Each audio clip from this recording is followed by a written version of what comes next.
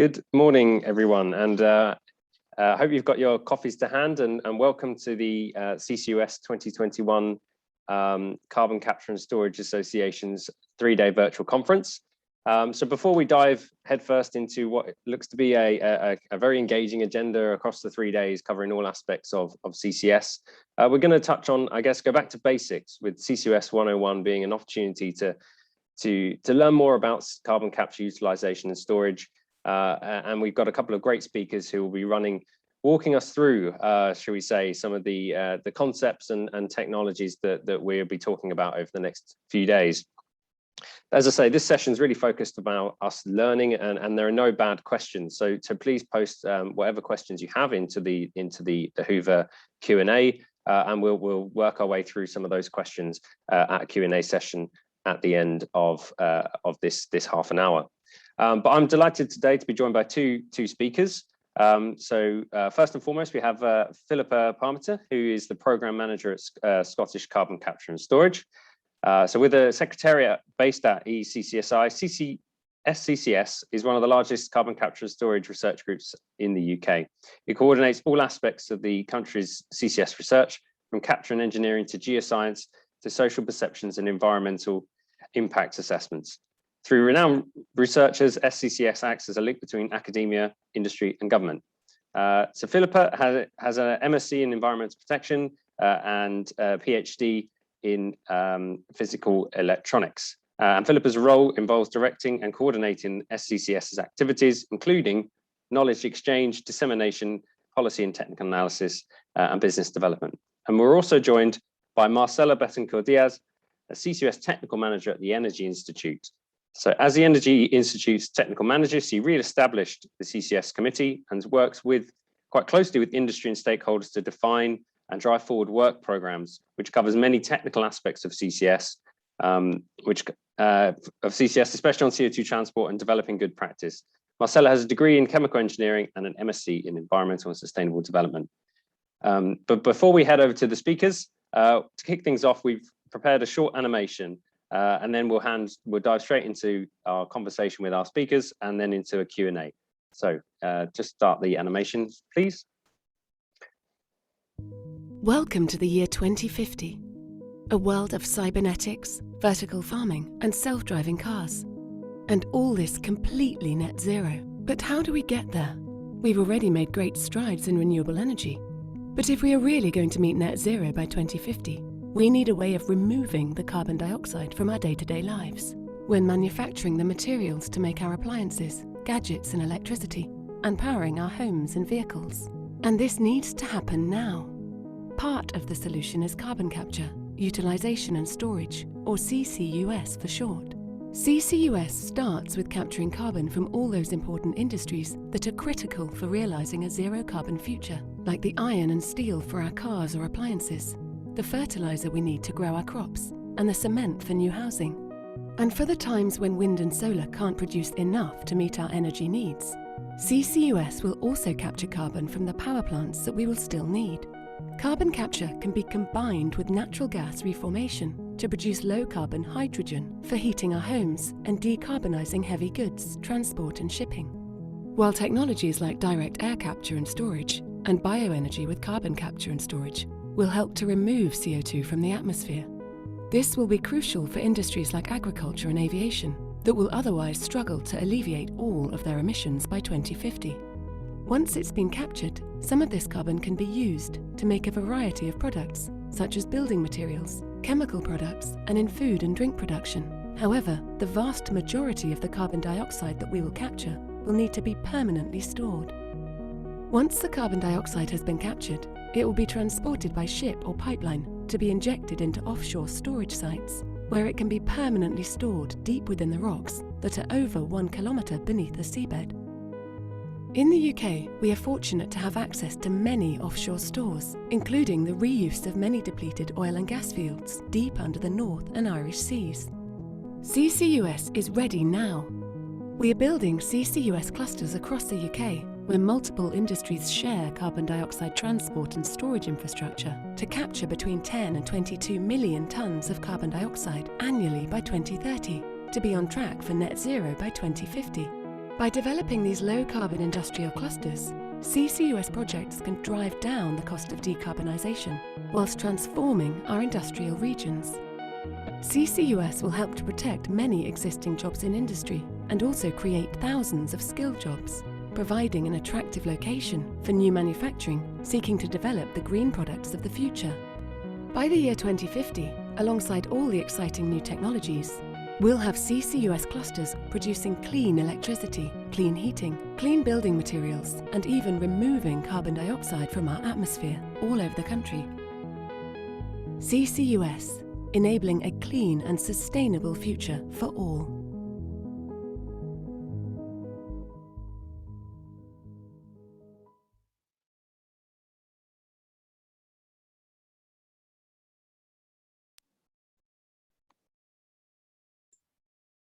Thank you very much. And with that, I'll hand over straight to Philippa. Thank you, Chris. So that video is great. It's covered some of the ground that I need to cover in my talk. Can't see the slides yet.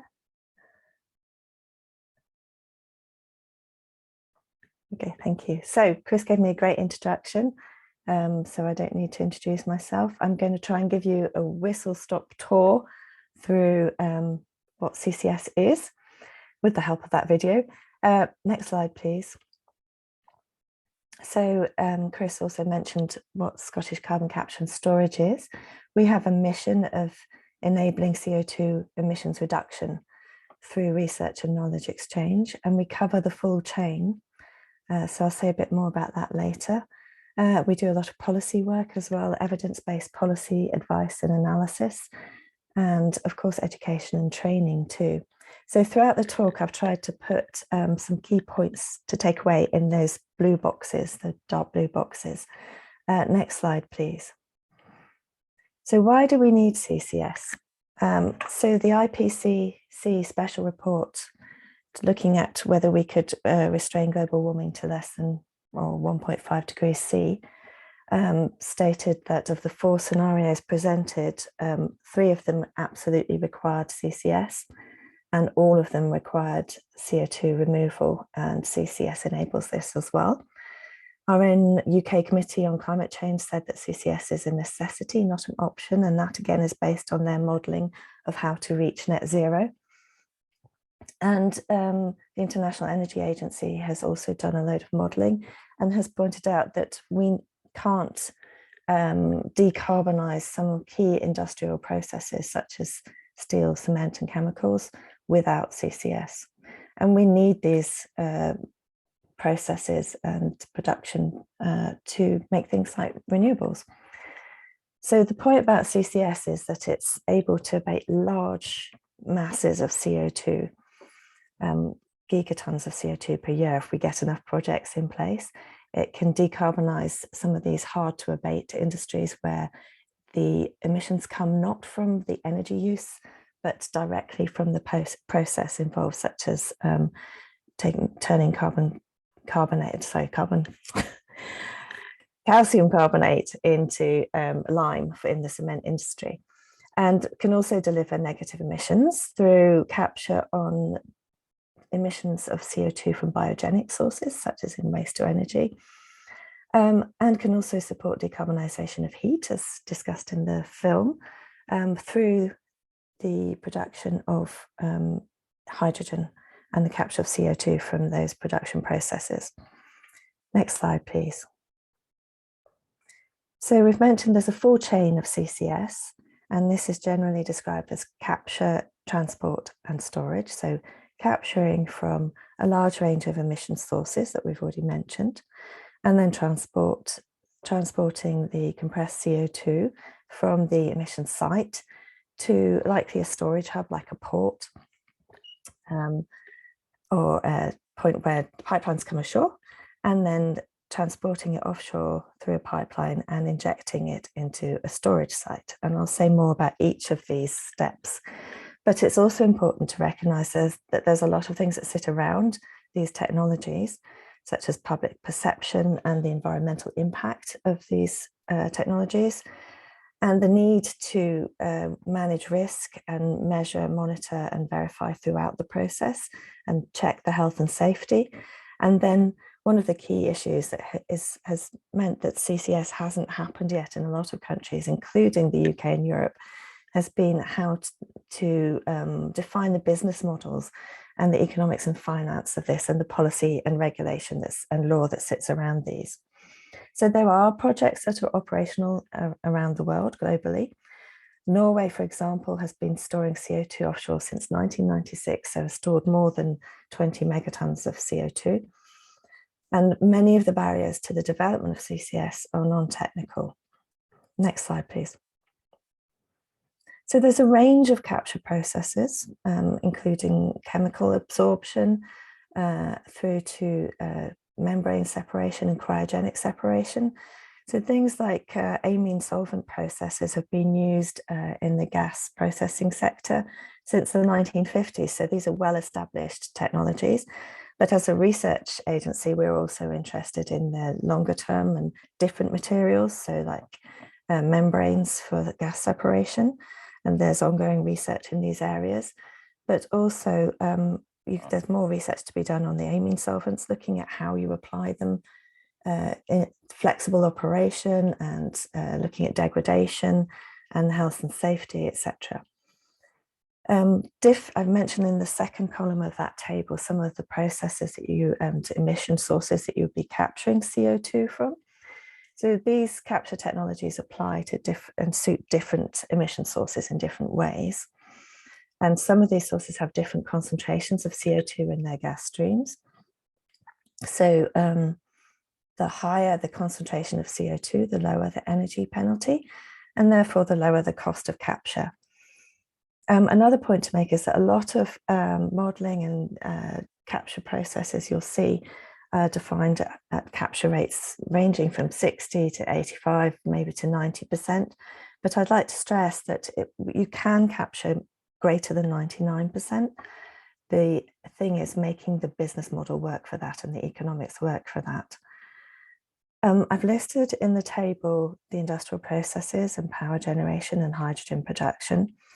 But if we capture from biogenic emissions, such as anaerobic digestion, wastewater management, landfill, sewage, all of which produce biogas with CO2, and biomass combustion, biofuel production and waste energy, sort of approximately 50% of waste, municipal waste is biomass.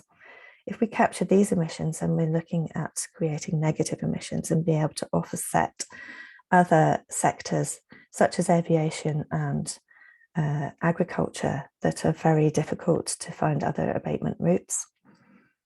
And there are other biogenic emission processes that are non-energy related, such as fermentation. So in Scotland, that's whiskey production and gin production. So we're very interested in capturing for those processes too. And then of course there's direct air capture, and I think you'll probably hear about projects on direct air capture later in the conference. Next slide, please. So transport, if you look at the middle map, you can see there's a whole network of pipelines that have been used in the oil and gas industry.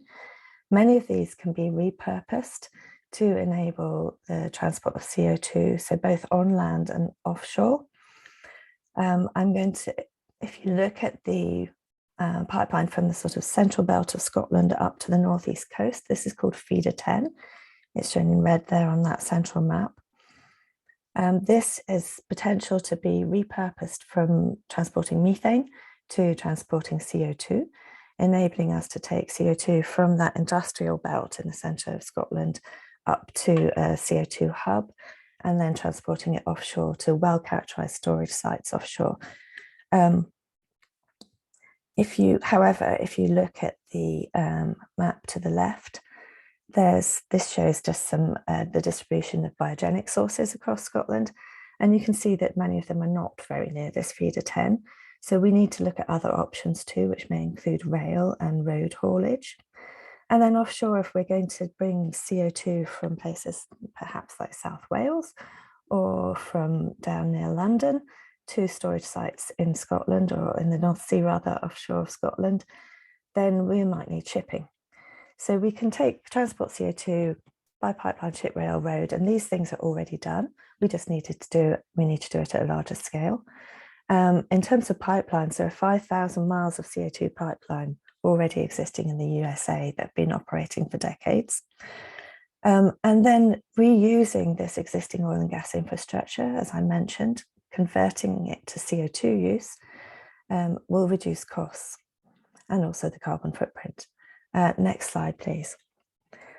So storage. So these are screenshots taken from a video for the CO2 multi-store project, which ran in 2015, which you can find on our website. As I mentioned previously, there's a lot of characterization of the storage offshore of the UK. In fact, there's a database of storage called CO2 Stored, which SCCS was part of, SCCS Partners developed. And we've got a wealth of information from the oil and gas industry, including seismic surveys and well log data, which enable us to characterize and model that storage. So to define how the CO2 is stored, if you look at the image top right, it's not in a great big cavern. It's stored in the pores of the rock. So you need rock that has holes in it. So it's porous rock, but it also needs to be permeable. That means the CO2 has to be able to move through the rock. So we identify this, the researchers and scientists identify layers of the geology that have this porous rock. So things like the Captain Sandstone, which is the one that is shown in this image. So the depth of the store has to be greater than 800 meters to a kilometer below the seabed. So all of the storage in the UK is offshore. So that middle image shows you how deep that is. So the Captain Sandstone is about the depth of 8 Eiffel Towers below the seabed. So it's a long way down. And then the image to the left shows the other parts of the store that you really need, which are the cap rock. So you need to identify a rock that is porous and permeable. And then you need some layers, at least one layer of rock above that, which is impermeable to CO2, which will prevent the migration of CO2 to the surface.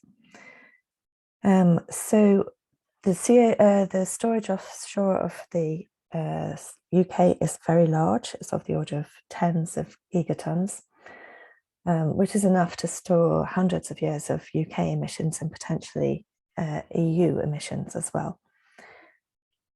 And the storage is safe and secure on geological timescales because these stores are areas where oil and gas was stored for millions of years. Next slide, please. So there are many projects, as I've mentioned, around the world, operating around the world, so including in Canada and the USA, Norway, Japan has some demo projects, Australia is developing projects, etc. So if you want to know a bit more about what's happening around the world, you can look at our global map of projects on our website. Next slide, please.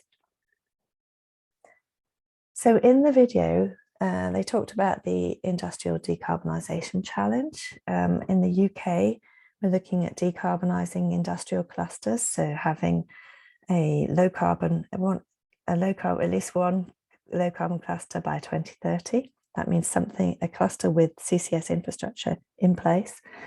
And by 2040, a net zero carbon cluster. So this is a great aspiration. And it's not only about decarbonising goods and production processes, it's about retaining jobs and transferring jobs from these oil and gas sectors and chemical sectors and using all this great expertise and knowledge we have and transitioning these jobs to a carbon management service, so CCS.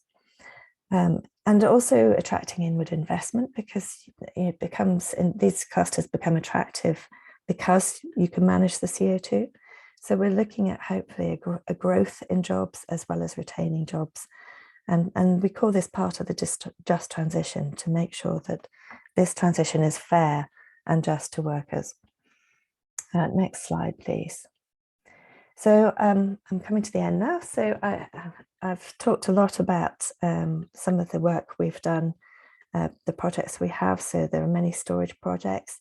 One of the key ones I'd like to pick out, you'll hear about the Acorn project, I think on Wednesday probably. But the ACT-ACON project funded by UK government enabled the academics from Heriot-Watt, Aberdeen and Edinburgh to do a characterisation and assessment process, looking at potential stores offshore. And this led to the selection of the East May site, which is the ACON project's second storage site. There are many projects looking at the security of storage. And then we've also looked at how to create industrial clusters under a line and strategy. And SCCS is part of Scotland's Net Zero Roadmap, which is funded under the Industrial Decarbonisation Challenge, and is looking at how we can decarbonise the industry in that central belt in Scotland. And then we have various other capture projects looking at degradation and capture on waste to energy, etc., and hydrogen projects too. So we have the UK's first project looking at hydrogen storage in porous rocks, in the same rocks that we use for CO2 storage. The diagram to the left just shows again how renewables are doing a great job at decarbonising electricity, but CCS isn't just about decarbonising power plant, it's also about decarbonising industry, enabling the decarbonisation of heat and transport, and negative emissions through capture on biogenic emissions and direct air capture. Next slide, please. So I will now pass over to Marcela, who's going to talk a little bit more about how we get CCS out into the real world and what we need to do to ensure the safety and manage risk.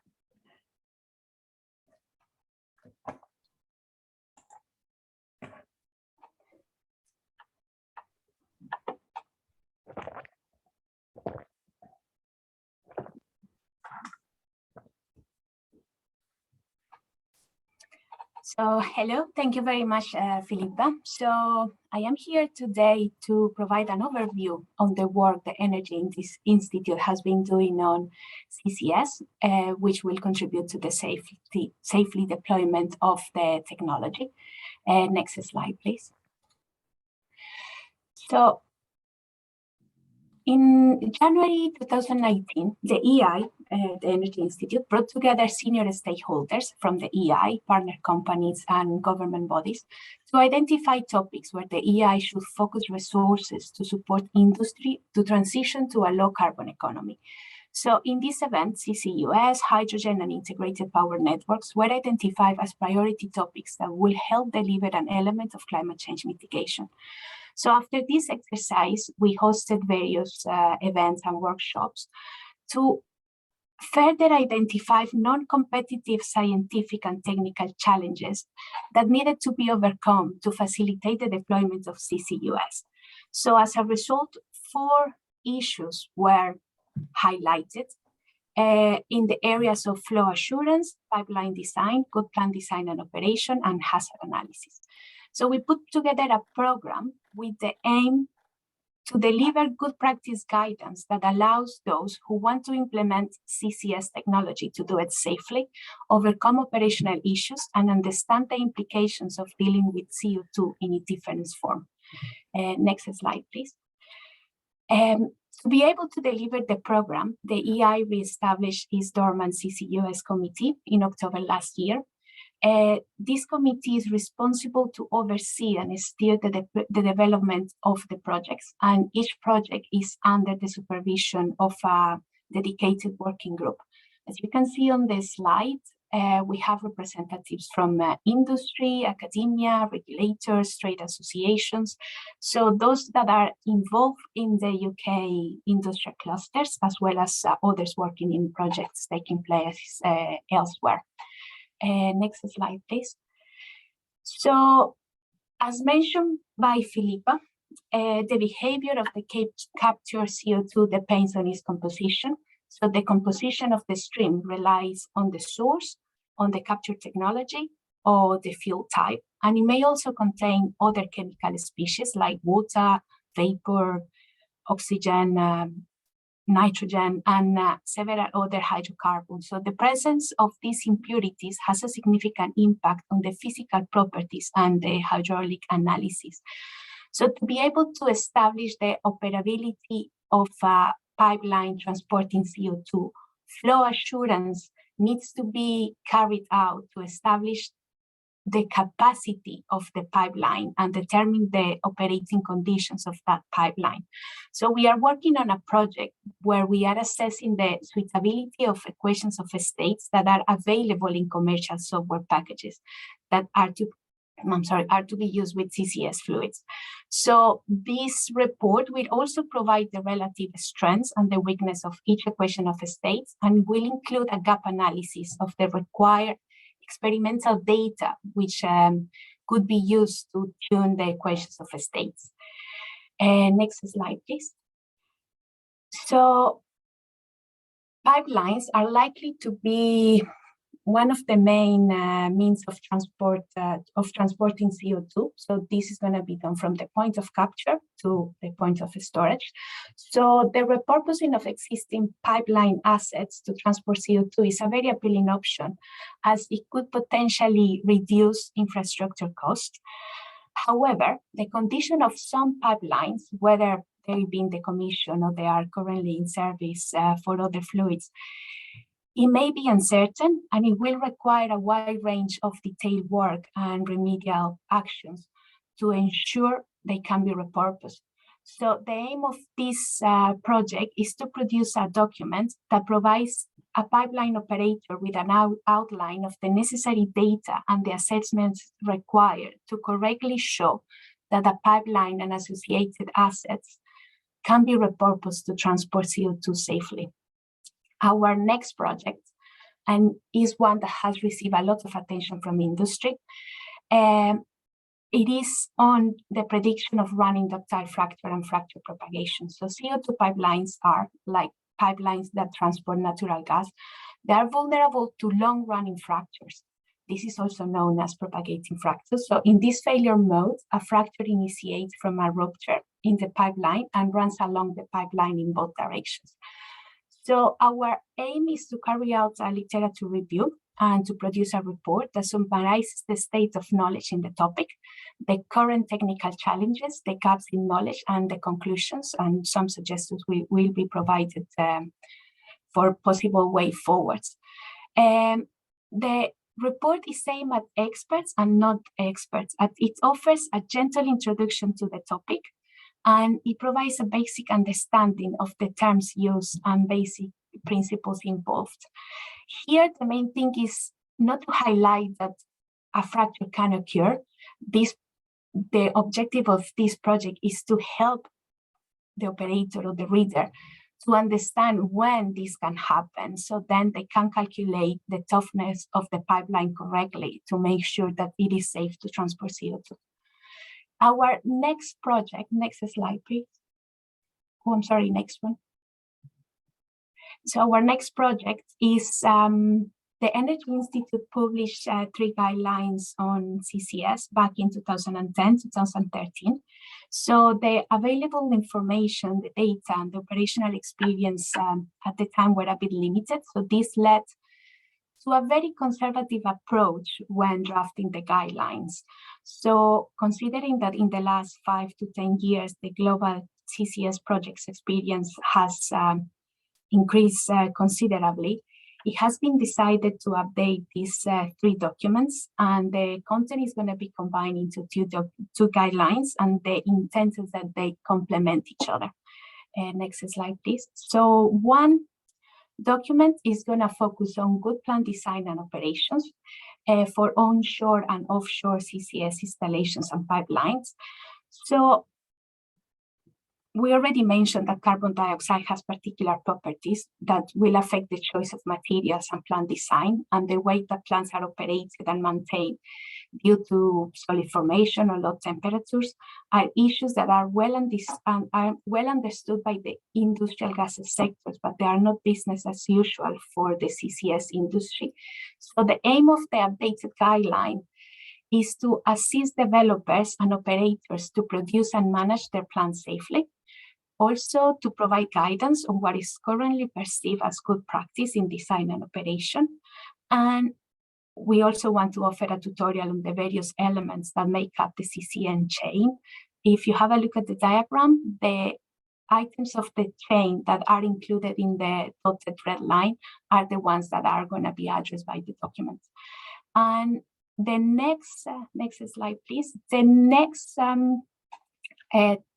guideline that is being updated is on hazard analysis for onshore and offshore CCS facilities and pipelines. So the aim is that the review publication will provide a basic guide for the health and safety hazard analysis for onshore and offshore carbon capture installations and pipelines. Also, it will allow engineers and project managers that are involved in CCS projects to widen their knowledge base to ensure that procurement of equipment and operational guidelines are using current knowledge. Next slide, please. The EI is also working on developing a guideline that assesses the impact microorganisms have during cyclic hydrogen and CCUS superstorage. The idea is to build on available literature on the topic and also help identify and focus research opportunities to optimize future projects. And we are also working on developing an energy essential guideline on CCS. We published one energy guideline on hydrogen at the beginning of the year. So this is a non-technical publication. It's aimed at those who are not experts in the field. And the idea is that it will just provide general information on CCUS and the various initiatives that are available. This guideline will be published early next year. And next slide, please. So as I hope you can see that a lot of work is been going on, and we've been doing a lot of work in these pieces of work. Collaboration and knowledge sharing has been very key to get the projects where they are at the moment. We have a first draft available for almost all of the projects, which they are being reviewed by the working group currently. And the next stage is to share them with the industry. So if just to get some feedback and the views of people that are not involved in the working group. So if anyone is interested in having a look at the draft, or they want to learn more about the projects or taking part in the committee's activities, you are very welcome to contact me and I can explain more.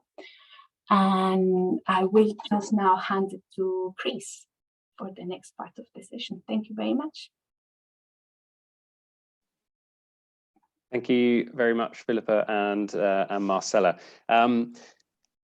Lots to go through. There was a lot of content there. It is a complicated technology, but thank you for steering us through in such quick order. I realized that we don't have too much time. This session was sort of due to run till about now, so we don't have time for many questions. But maybe just one to start things off. It would be to Marcela, and how was the work of the EI sort of engaging with sort of the current clusters and sort of addressing the knowledge gaps?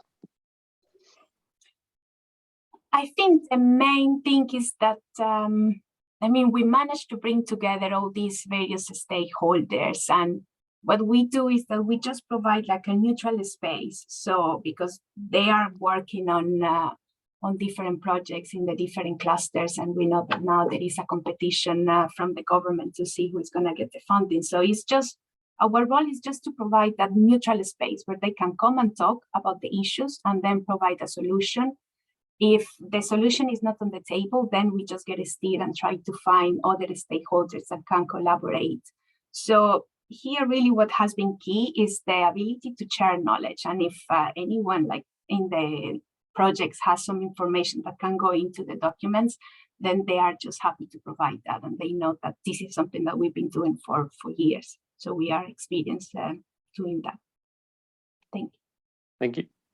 A question to Philippa here. I guess from my perspective is obviously public perception. You mentioned, you know, we've got this great technology, all the different sort of evidence base that it's happening around the world and has done for a while. But from your experience, obviously you work in sort of the public social side of things as well, and how important is that conversation sort of to frame some of the sessions that we have coming forwards?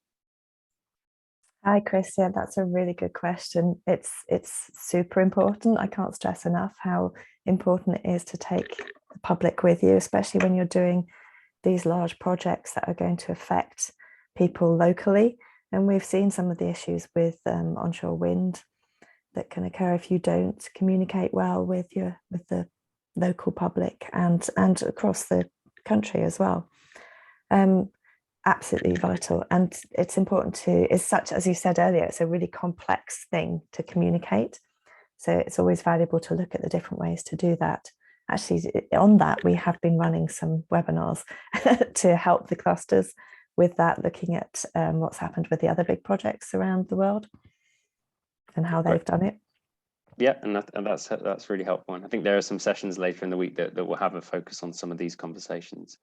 One final question from the audience to Marcela here is around if there's any overview or papers that will be provided on the composition of CO2 and the impact or the idea of retrofitting that on CO2 transport. So I was just wondering what the publication timelines are for any of those pieces of work. So the working group has determined a composition for the stream, and this is included in the report. This report is going to be ready for industry review, I think very soon. Like, the working group has already reviewed it, and so in the next 2 or 3 weeks, we can issue the document for wider stakeholder review, and it will stipulate the range that the study is being carried out, the composition and the range of impurities.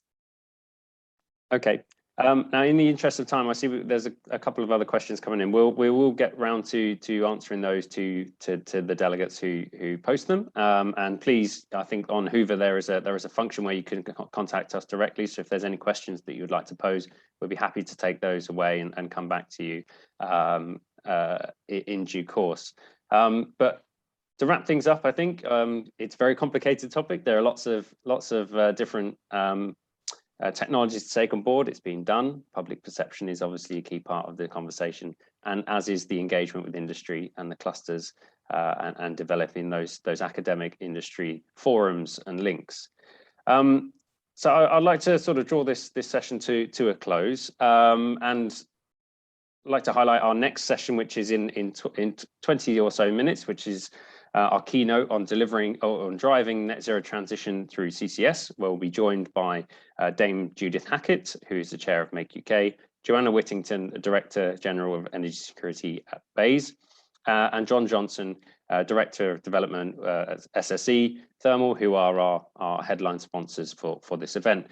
So that'll be a very different, not so technical discussion, but talking about how we actually achieve the transition, as Philippa mentioned, this just transition through to net zero. So I hope you can all join us for that, and I hope this has been a helpful framing for the rest of our 3-day event. So thank you very much, Philippa and Marcela, and thank you everyone, and enjoy your day. Thank you, Chris.